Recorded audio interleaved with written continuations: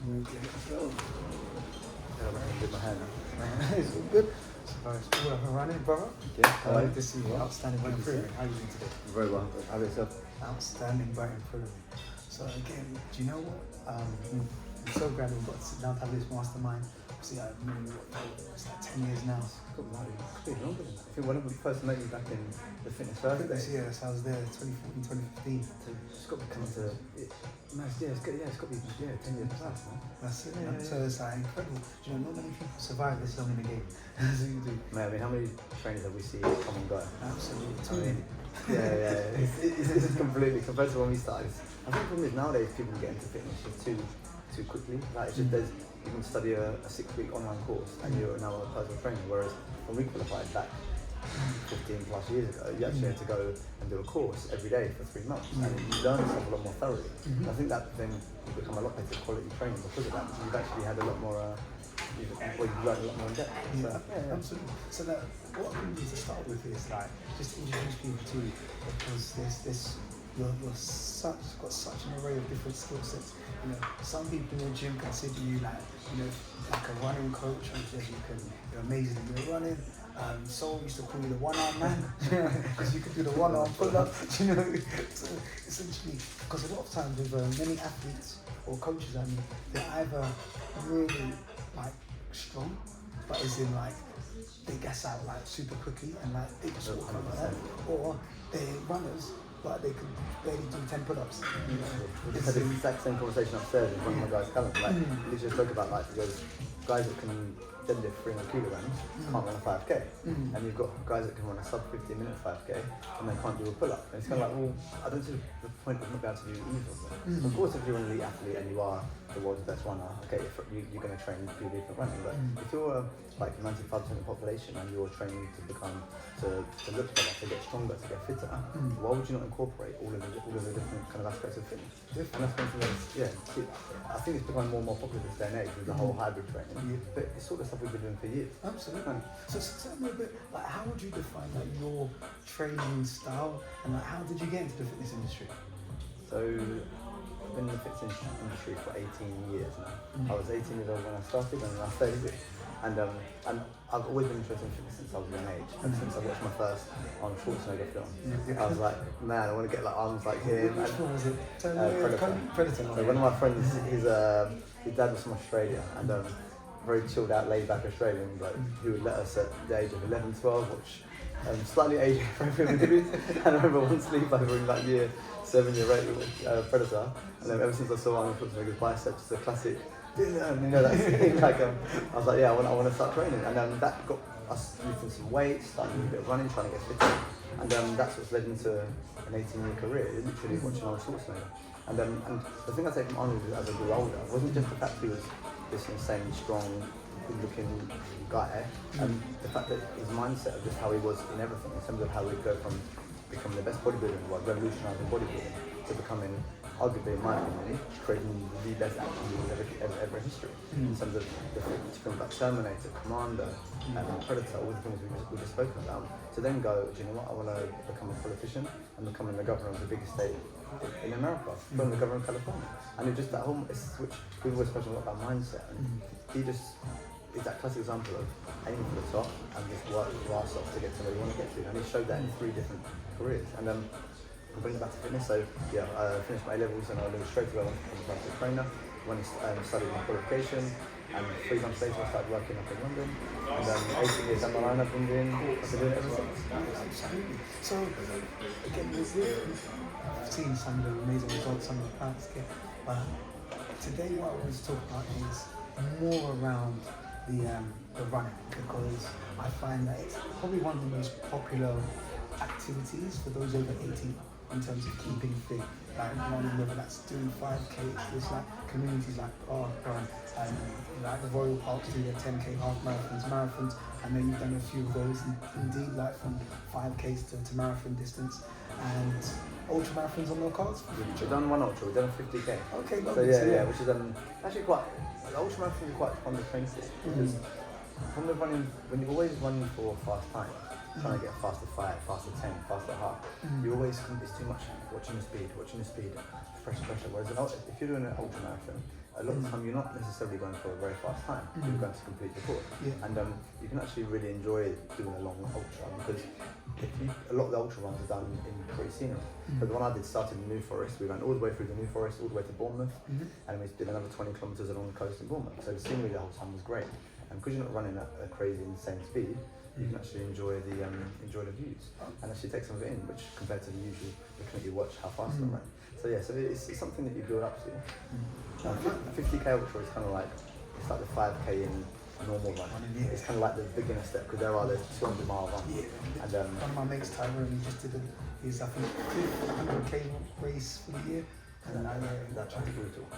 He loves them. I think he got 13 hours. 100k, then it goes 200k, then you got the Moab 240, which is over 450 kilometers, which is just insane. So I've heard there was one race where it's like 700 or 800k, where it's like there's one that goes. It's in Greece. I can't remember the distance of it, but again, it's something insane like that.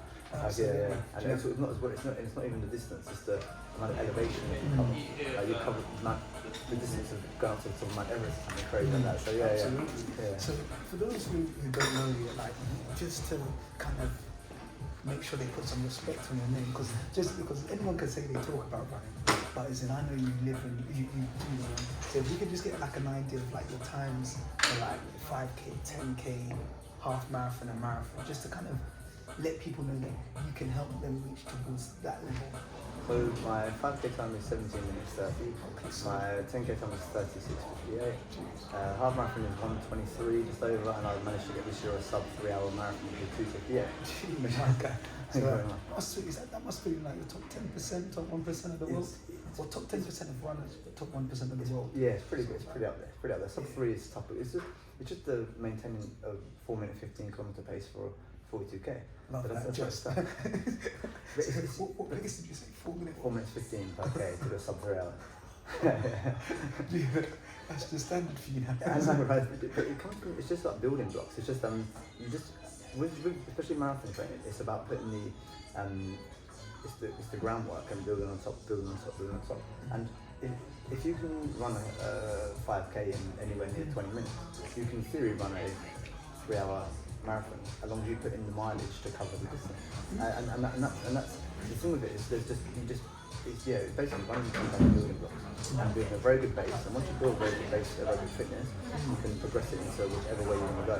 And whether you want to go, basically you need to build a very good base. Whether you want to do a really fast 5k or whether you're doing a really fast marathon, you've got to have a really strong very good base. And what people don't realise is the top 5k, 10k runners in the world, they'll run 160 kilometers a week during their training to run a 5k race. Like it's absolutely insane because what they're doing is they're building up their aerobic engine to become so strong. Okay. And that's one thing people do wrong. Okay, well let's get straight into their class. You're ready to drop the gems already. We're warmed up to that, but you're there. So, because what I'm going to do is like, look first. I think the first thing people try to want to do is they first want to say they can run faster. When I say run faster, is in most people can walk a 5k at some point, is it? And that's still credit because you still need to cover the distance. Yep. And then from there, it's like, okay, do you know what? That 5k, or you know how they get 10,000 steps in a day. Like, okay, you could do it in a day, and then as you get fit, it's like, okay, can I perhaps get that 10,000 steps done in my 10k run? So if we first said to like, for those who want to run faster, mainly it's looking at like a 5 to 10k. Running a 5 to 10k, let's say most of these people are starting close towards 5k at 30 minutes, pushing to a 10k for an hour. Yeah. They now want to get to a place where they can work towards that sub 20 minute 5k and sub, let's just say sub 45, not quite 40, but that's sub 45 10k. If you had to give that person 3 to 5 training routines, so like just saying, follow this routine, this is what you need to do, and this will get you from doing a 5k in 30 minutes to now doing a 5k in 20 minutes, and then set themselves like a 3-month goal to do so. First of all, that be possible. If someone's got the right attitude to run, or what time frame would you 30 minutes to 20 minutes, depending on who improves. This is where running comes from very, very person to person. So a 30-minute 5k runner who's done a lot of running in the past could potentially 4 to 6 months get their time right down to 20 minutes. someone who hasn't got that much of aerobic base, hasn't got much history of training, it's going to take probably more like a good year plan to get down to that race. And then that can also depend on a lot of factors, such as physique, whether someone needs to lose a few pounds, whether someone needs to gain a few pounds. And that's where we've got to be quite realistic when we're looking at a goal. I'll give you another story. So, former athlete, Yep. back in their heyday, 15 years ago, Yep. they got anywhere between like 19 to 21. So they have done it before. Yep. But as I said, that was 15 Yeah, years yeah. ago now. Now they're just getting themselves back into their fitness. So we're talking about someone who's a former athlete, probably played football, did boxing. So they were into sports from young. But as we know, the years catch up. Now they're getting to the mid-30s, 35, coming to 45. They're like saying, it's time for me to prioritize my health again. They have got the time to invest, maybe spending anywhere between 1 to 2 hours a day training. That's what they can dedicate towards those goals. But it's been a while. See, let's treat them almost like they're new. So they've got aerobic capacity from back in the day, but we'll almost treat them like a new client. They've just come in now. They're proud that after 3-4 months, they could put their 5K into 30 minutes, just under 30, 29.55. So they're like, yeah. But they're thinking back on those days where they're like, oh, I remember when I could do this sub 20. And they want to get themselves back to their prime. In that situation, someone who's run sub 20 before, they know they can do it. And one of the biggest things about running sub 20 can be a psychological barrier, because when the paces start getting fast, it feels so much harder to push harder to get to near that time. When you go from, say, a 35-minute 5K to a 30-minute, you knock 5 minutes at a time, but the pace hasn't really drastically changed too much. And the same thing from 30 to, say, 25. You're going faster. It doesn't feel like you're going faster, too much faster. But to go 25 to 20, that 5 minutes there is a big jump. It feels like you're running so much faster than you were obviously before, like exponentially way faster. So someone in this general situation, the thing that you'll need to focus on mostly will be at first just getting a really strong aerobic base back, and that comes from generally quite easy running. So that like getting him doing 6 minute per kilometre runs is 5Ks, is 8Ks, just at a nice gentle pace, trying to keep quite a low heart rate, because what this does is it conditions the legs. Basically, when you're running, what happens is your cardiovascular system adapts way faster than your muscles and your skeleton does. So at this stage, you would get them to do their 5Ks at max pace, because that would be their max pace when they start. Because they can just about do the 5K. Because this runner in theory has run a bit in the past, I probably would allow a 6 minute K for them to would be a fine speed to run at. Okay. Because they're going to progress a lot quicker. But what you do is you keep them at that pace for quite a long time, and they're easier running, because that pace is going to allow their body to recover, and essentially going to build a lot of aerobic fitness. But when they start then adding in some speed work, it's essentially going to make them be able to run faster. So when you combine sort of more aerobic, easy pace running, when you have combined that with sharp, really fast running, essentially these two things come together. That if you're doing the longer ones, you're getting a good aerobic pace, and you're doing the fast ones, if you combine them both together, you can essentially run longer, faster for longer. And that's the key. So if you just do speed work, yeah, great, you can run really fast for the 5 minutes you're running for, but you can't run for a long time. If you just do just purely aerobic work, you can run forever, but you can't run very fast. And it's that combination of running together. And this is one of the things that we talk about a lot with running is we call it, for one of that word, there's the white zone and the black zone. And basically what people do a lot wrong is they run in the grey zone in the middle. So the white zone says run to be very easy run, very, wait to have a conversation like we're having now, easy pace run, which could be 6 minute Ks. For most people it's a lot slower than people think that then it should be. If you look down at your heart rate is 125 to 130 beats per minute, that's easy pace running.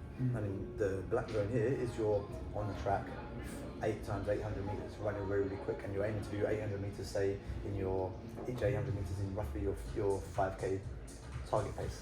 So for example, if you're trying to do a 20-minute 5K, you want to be doing those 800 at a pace of 4 minutes per kilometre or slightly faster. So with that then, so just if we were to rewind a second, so we've got an individual, at the moment their max pace is 6 kilometres. They can manage it for the 5K, but that is their max. After that, it's like GTA, wasted them on their back laying out, but they can get there. So at this time, would you tell them, okay, I want you to be running at this pace for the next month, for your slow runs. 4-week minimum base pace, just easy. 4 weeks. Okay. So Regardless of generally what they're selling for, this is where as a coach you've got to be honest with a lot of clients, because someone might say to you, I want to do a 5K next week in sub 22 minutes, so I'm only doing 28 now, but in 4 weeks I do it. A good coach will say it's not a realistic goal. You can tell, sort of nip in the bud straight from the start and be honest with the client and say, you'll achieve that. That's all you might be some very high risk of injury, burnout, all sorts. You've almost got to teach them, you've got to be honest with the client from the start and say, I don't reckon that's a realistic goal. Why don't we look at, there's a 5K in 3 months time, why don't we look at that for your time? And that's what you've got to tell your client. okay. So, and that's no matter what the race they're doing, whether it's 5, whether it's 10, whether they're a beginner, whether they're a pretty seasoned athlete, always should get a good base. And there's someone coming from, say, elite athletes coming from the Olympics, they're going to need a little recovery week before they start training for their next the Diamond League, which is 2 months later. They won't need, of course, as big a base phase as someone who's going to start in new.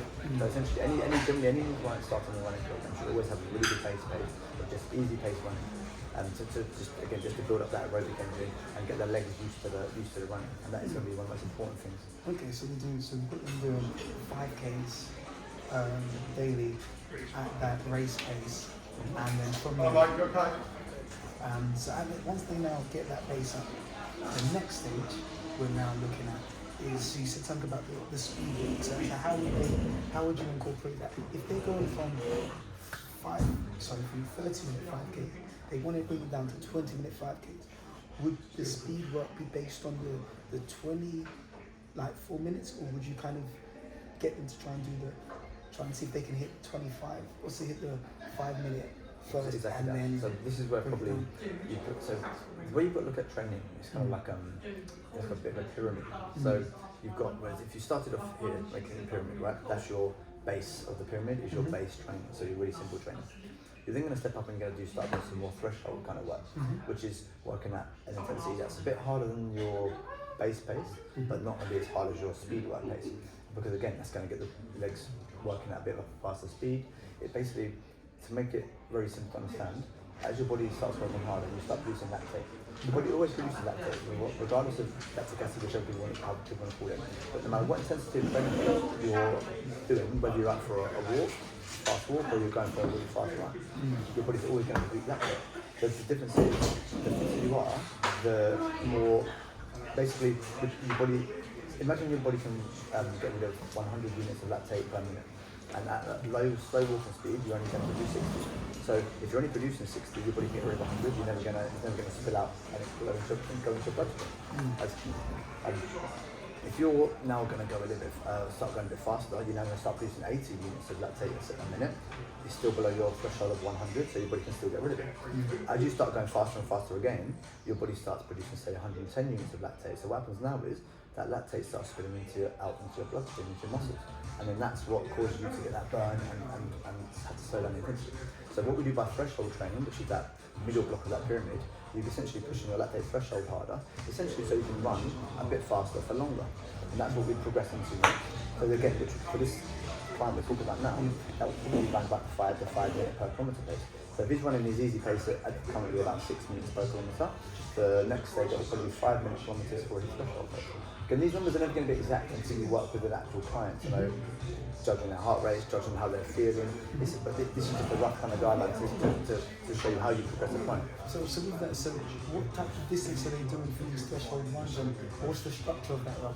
So some threshold pace could be 3 times 10 minutes at threshold pace with a 90-second walk in between. So essentially what you do is you run for 10 minutes at a pace that is going to be probably about an 8 out of 10, 7/8/9 out of 10, somewhere there. So you're not working all out, but basically you're working at a hard rate so that you feel like, I need that 90 seconds breather, then you run another 10 minutes. And again, that's essentially what we call that sort of a threshold, that'd be a threshold session.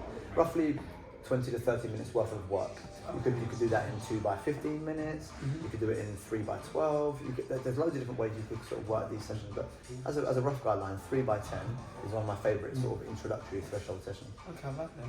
And then you said the second, so now we've done the aerobic, that's like, what you said, you kind of do the most of like 5 days a week, that's kind of 80% of your running. The threshold running, how many times so would you recommend? what I would probably, at first you'd probably be doing that once a week.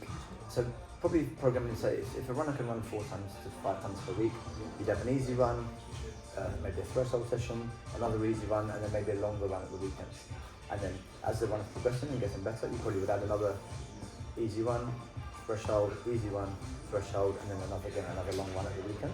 And obviously as the run progresses, that's when you can start changing one of those threshold sessions into a speed work session. Talk to me about the speed work. So this is, as you said, it's not something that you start with. They kind of need to build that base, probably on phase 2, phase 3, after they've done 4-8 weeks. I'll probably say, yeah, anywhere after 6 to 8 weeks of training, I'll probably add a bit of speed work in. Again, as we always say, disclaimer, always client dependent, because some guys with a history of being very good runners will probably progress back to that stage a little bit faster. Some guys who maybe are coming from a completely deconditioned background, it might take them a whole 12 weeks of base training just to get themselves fit enough to even run a threshold session.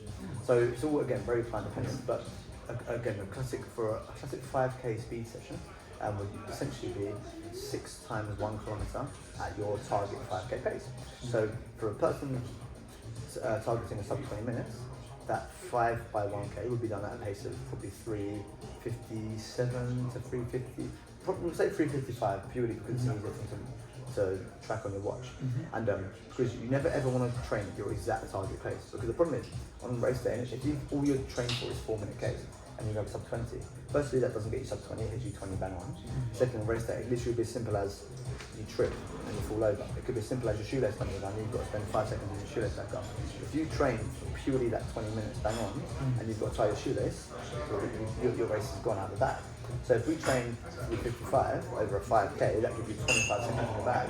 So in theory, if you do need to tie your shoelace, it shouldn't take 25 seconds. If you need a sip of water, whatever it is during the race.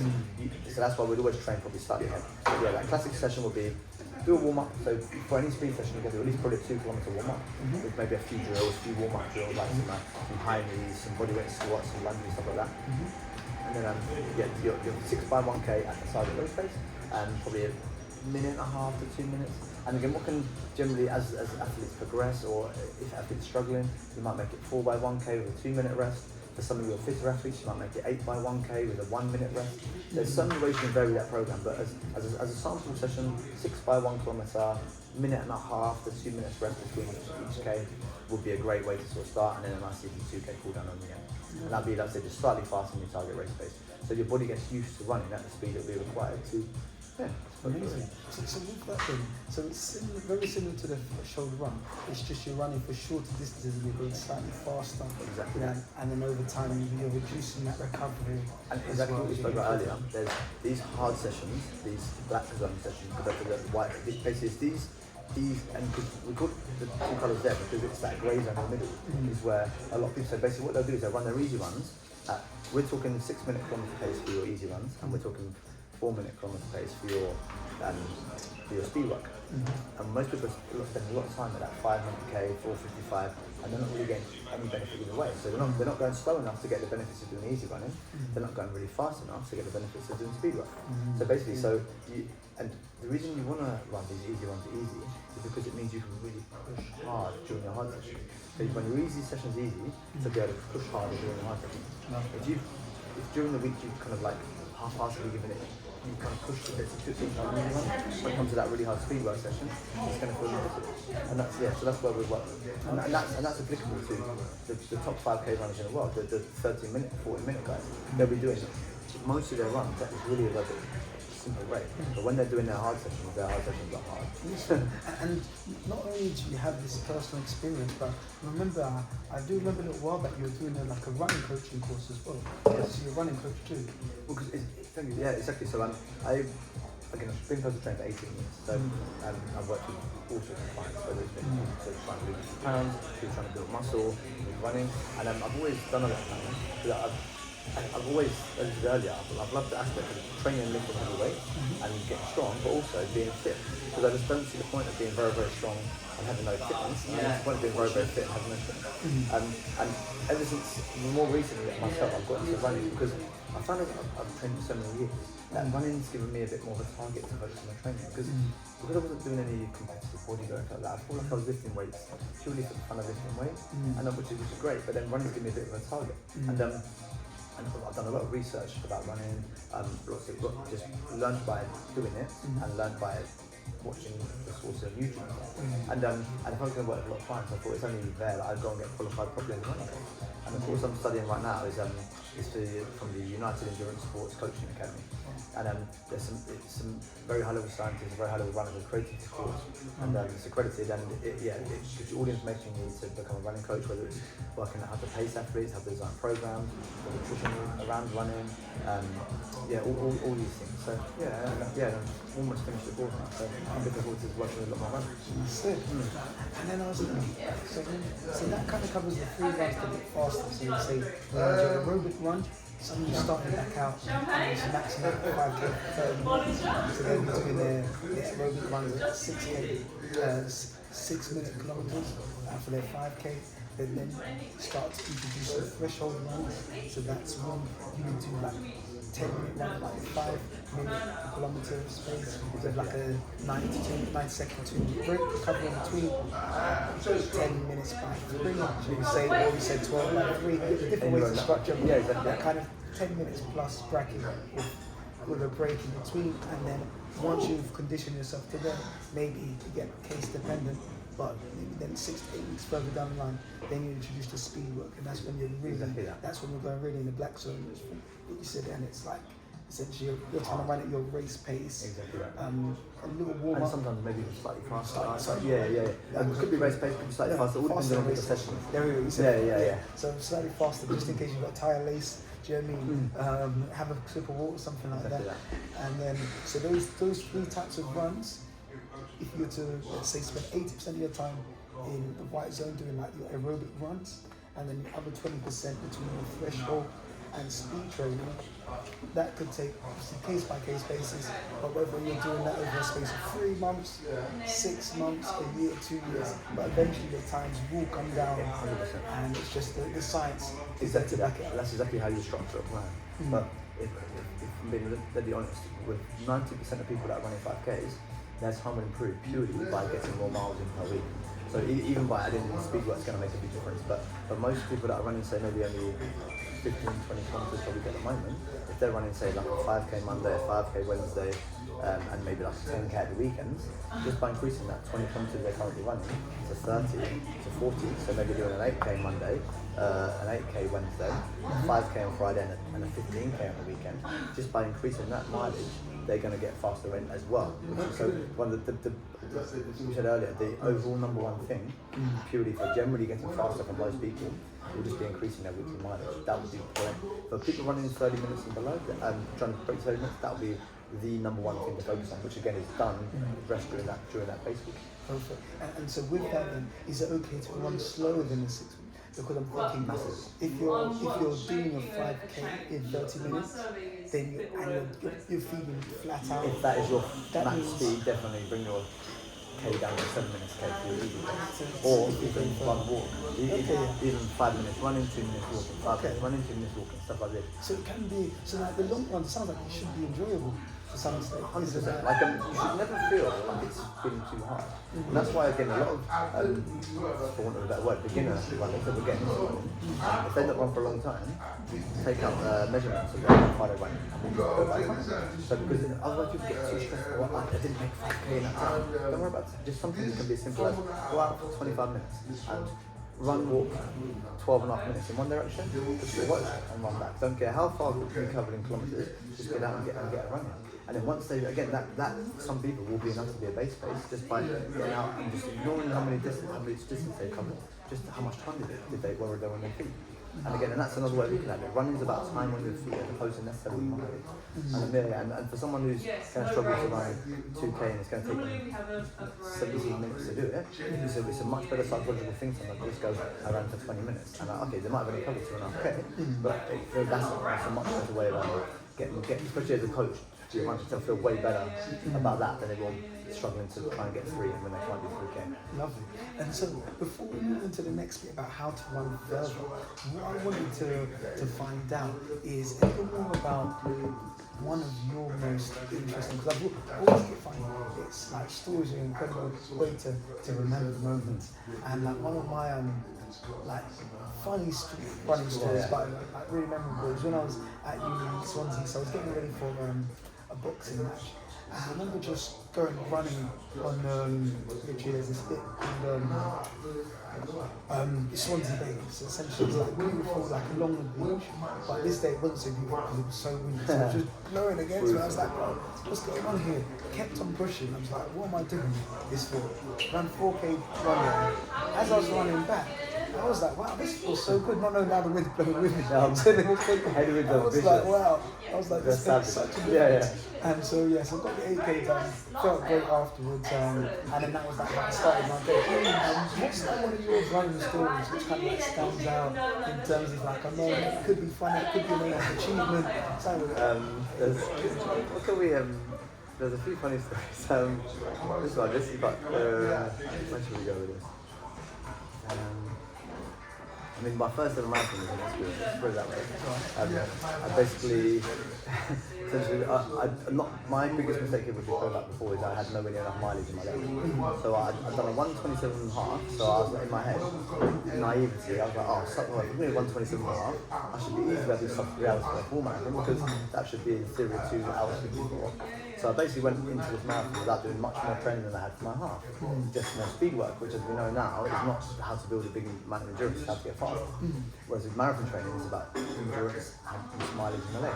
And then we've gone halfway, about 130ish, and I'm feeling good right now. And then got to about mile 16. And I'd never ever got to a training from that before. Do it about a week before, because I'd cut one nail, and obviously I left a bit of a point, and about 10 miles into the race, I could feel the point sort of just rubbing on this nail here, rubbing on the inside of my toe. And I was like, that'll be fine. Mile 13. Mile 14, okay, so mile 16, I need to stop. And I pulled over to the side. This was we're in Hove now, and we've got about 10 miles to go. And I sat down on the curb, had to take my sock off, see what I could do. And this lovely lady came over to me, and I was like, oh, you're right. I'm like, yeah, I'm fine, I'm fine. And she gave me a plaster. Put the plaster on, put my shoe back on, 3 times my shoelaces, got up, and I went, oh man, and my legs just ran. And I started moving again, and that stopping was one of the worst things I could have done. Crossed mile 17 about half a mile later, and I was like, how the hell am I going to run 9 more miles? And I just failed to say I completely blew up. And I went the first half in about 1 hour 30, second half in about 2 hours 15. And I basically just sort of ran, walked, hobbled all the way to the end. I've never ever DNF'd the race, never ever given up. But this one was so close to just going, Like honestly, like after that, sitting down and getting back up again, body's an absolute agony. Proper humbling experience then. Literally, some marathon distance humble. Sometimes with a half marathon, you feel like you can, if you go out a bit too hard at the beginning, if you kind of like overdo it, you feel like, okay, even if you've got 15k in your blood, you're like, I've only got 6k to go. But if you go out too hard in a marathon and you cross halfway at 21 kilometers, 13 miles, and then you go, oh my god, I've got that all to do again. Yeah, marathon is very, very humbling.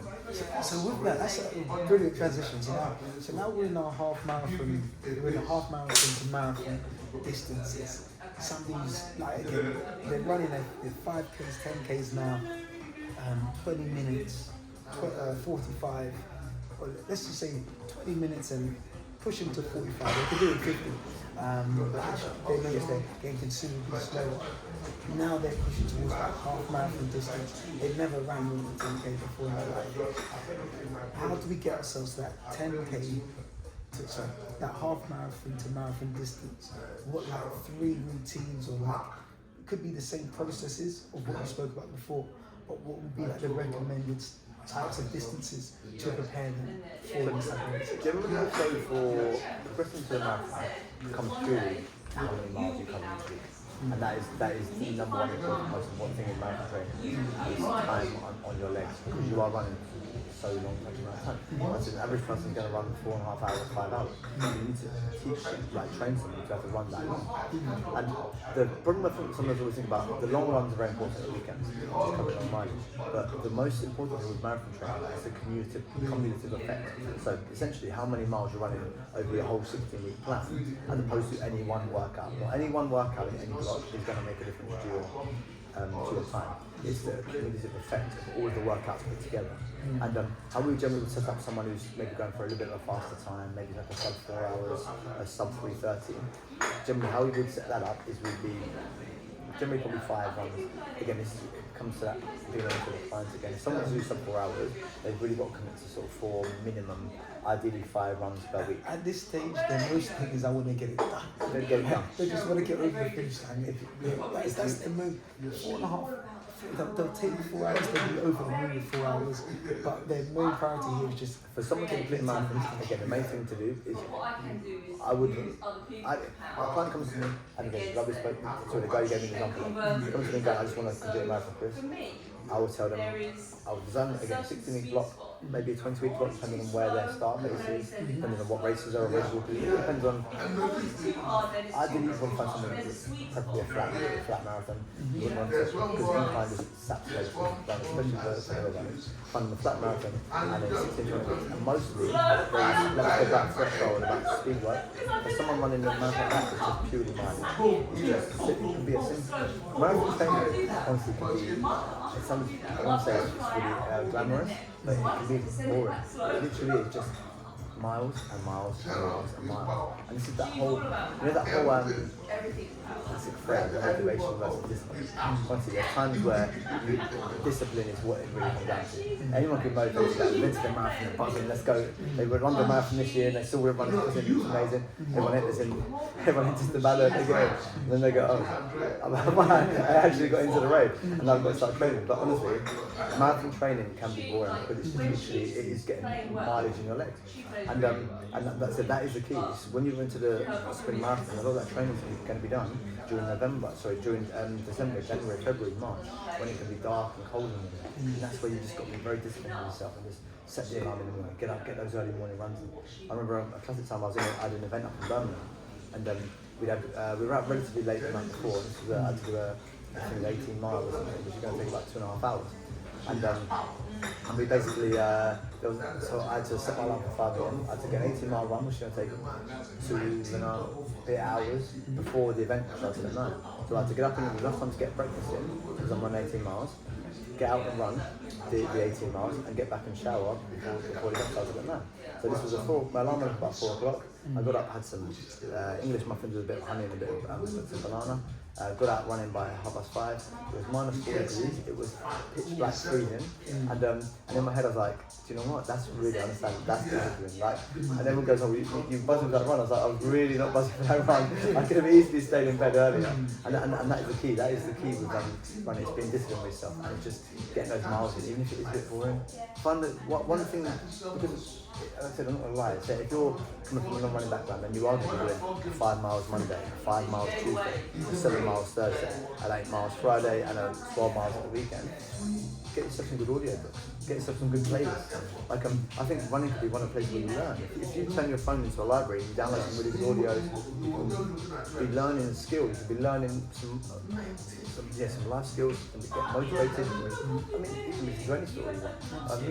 And that's because then you feel like you can keep up on time. So that's a really good tip for someone. Yeah, download audiobooks and use them because then the time goes a lot faster. And so with that, so let's say, so we said the 16-20 week prep time for your marathon race. How much miles would one want to have clocked up by the time the race is? So for someone, again, just going to complete a race, I would say to try and peak at around about probably 80 kilometres a week at peak. Okay. So, and we have a general rule. There's lots of different things that kind of so there's about 50 miles. So an 80 kilometre week could be essentially you did a 10k on a Monday, you did an 8k on the Tuesday, you did another 10k, you did another 8k on a Thursday and Friday, so you got 36k, and then cover a 30-ish kilometre run on the weekend, which will be your 18 or 20 miler, and that's roughly where you're going to get your miles. So anywhere along, and that's why we say 5 times a week minimum, because if you're trying to get that much mileage in on only 4 runs, the runs start getting hit. And the longer the runs, in longer runs, where you're more likely to injure. So you sort of 10Ks again, 8Ks again and again and again are are a better way to do it, because once you've conditioned your body, 8K is going to start feeling really comfortable. Once you go in, and we say this 10% increase. So roughly, if someone's running 30 kilometers in their first week, you wouldn't really want to do much more than 35 the next week, which would be a 5 week struggle. Because what people do is they go, the most classic way someone gets injured is they go, right, you run 20 kilometers, the next week they run 30, the next week they run 40, the next week they run 50. And what they've got obesity. You need to be very thorough, because as I told you earlier, like your cardiovascular system will get fitter way faster than your musculoskeletal system. So your bones, your joints, your muscles will not adapt anywhere near as fast as your aerobic system. And essentially, that's why we have to have this really slow, gradually pace over a long period of time. And they literally, it's called a marathon. It's building that pace up. So yeah, roughly say 10% mileage increase per week. So if you start at 30, you want to go to 30, 35, and 35 to 40, 40 to 45. So you're building up this 70, 80 kilometers per week over a period of 12 weeks. You'll peak at the 12 weeks at 80 kilometers, maybe do another week at 70 kilometers, and then taper down ready for race day. Yeah. And then similar to that, they'd still do their thresholds and exactly that. I would say for the guys who complete the marathon, I wouldn't worry about speed work. More margin. Maybe they could add a bit of threshold and purely more for the fun aspect. It's a bit more fun to the training. But for generally, this is where some of it is being working those times is being very honest with me, saying that sometimes if you're going to speed marathon, it's just going to be a lot of mileage. It can get a bit boring. But it's about completing the race and finishing. Then it is about doing really fancy stuff and getting injured. And I think that brings us to like the third and final part there is around, again, so we spoke about how to run faster, we spoke about how to run further now. This third I say how to run free. And when I say free, I actually mean injury. So it's in like, what would be like 3 tips that you'd give to somebody who's perhaps who's coming back from injury, or let me rephrase it, wants to avoid injury? Because as when we get into your 30s, 40s, everyone's got a few niggles here, just through wear and tear of life. But to avoid any further injuries or to remain as injury free as possible, what would be like 3 to 5 tips that you would recommend, whether that's like stretching, mobility wise, any nutrition guidance? Because I know you do some stuff around with one of the lives, so perhaps you might have some insights like towards for those who are looking to remain injury free. Like, yeah, what advice would you give? So, really one of the first things I would always say to a new running client particularly is go and get their running gear analysed, because running shoes are very, very important. So, don't get me wrong, if you buy the new Alpha Flies, you're not necessarily turning to Elliot Kipchoge overnight. But like, which is what I think where they make a lot of money from. All the gear no idea. Yeah, 100%. And that shoe could be completely wrong for a particular client. So you're better off going to go to a professional running shop and get them to analyse your gait. And then they will then recommend you a pair of shoes from their expertise which they think would suit your gait, because you might overpronate, you might run neutral, you might be more of a midfoot striker, you might be more of a heel striker. So is a running shop different to a podiatrist, or can a podiatrist do that? I would go more to probably the running shop, purely because then they've got running shop is not trying to sell you any one particular pair of trainers. So they'll have the Asics, the Saucony's, the Hoka, whatever brand you're a fan of, they'll have all the shoes, and then they will recommend you a pair of shoes purely not based on brand, but based on what they think what you're running at. Any shops you'd recommend? Runners Need, just from personal experience, have been great. Every time I've worked with one of my friends, Blind Alex, they do great gait analysis on him. They recommended some good shoes. We trained for marathon twice, and he's got injured twice. So we hope, which is what we're funny enough to that topic. So I think we're getting to a half marathon next year, which I think is probably again a better natural progression leading up into the full marathon. So yeah, that would be one of the questions. Get a gait analysis and get some set shoes, because a decent set of running shoes will help you stop getting injured, and it will help with your running, it will help with your game. The second thing, which, as we again, kind of the whole theory, the whole premise of this chat, we talk about hybrid training, the weight training and the running. Recently, runners now are realising how 20 years ago, no runner ever did a squat, ever did a deadlift, ever did a walking lunge, because it was all that would make me too big and muscular, I won't be able to run fast.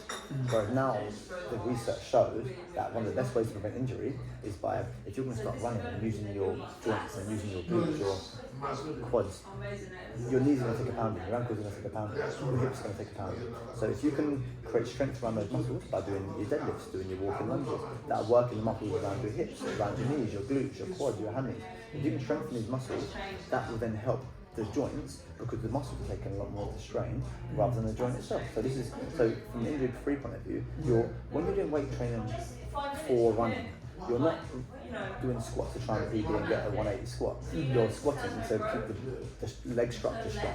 Same thing when you do a deadlift. You're not trying to break the world record deadlift. You're just trying to deadlift, with a weight that's relatively comfortable for you, but that's going to activate all the correct muscles that you're going to run. And same thing with walking lunges. You're walking lunging to load up the leg in a very similar position you'll be doing when you're running. So it's strengthening muscles in that sort of way. So weight training for running is very, very important. And then the third tip I said is nutrition. Again, it's the same concept again when you have this whole strength versus running thing. Oh, runners, I don't need protein for carbs because I run. No, you're still using muscle, so you need a lot of protein after your workout. And runners that run at a high level, even medium level runners, still need to be getting that 2 grams of protein per kilogram. And that's one of the, we'd always say for most athletes, whether they're strength athletes, whether they're boxers, whether they're strength athletes, maybe they're boxers, whether they're gymnasts, they should be taking at least 2 grams of protein per kilogram. So if you were a 60 kilogram male, you should be taking at least 120 grams of protein. And again, that's where, and most of that should be coming from your chicken, from fish, lean sources of protein. And but again, that's where supplements, energy drinks, all these things come in handy around training, and also getting carbohydrates in. Like I know there's a lot of stuff recently. You obviously know there's all the carnivore. I mean, we won't go into that. But I mean, there's some very clueless people who are out there with colour influence at the moment. And the whole carnivore thing. I mean, basically, if we cut them influence, you can't train intensively without carbohydrates. So any of these carnivore people that tell you that they're training hard, you can't train hard without carbohydrates. Proven fact. You can't prove it. You can't train high intensity. So they're just. So you get carbohydrates. You want to be getting, especially if you're starting to do long runs, you're burning 100 calories and you're burning 100 carbohydrates. So you need to be drinking. I would say roughly try and get in 30 grams of carbohydrates.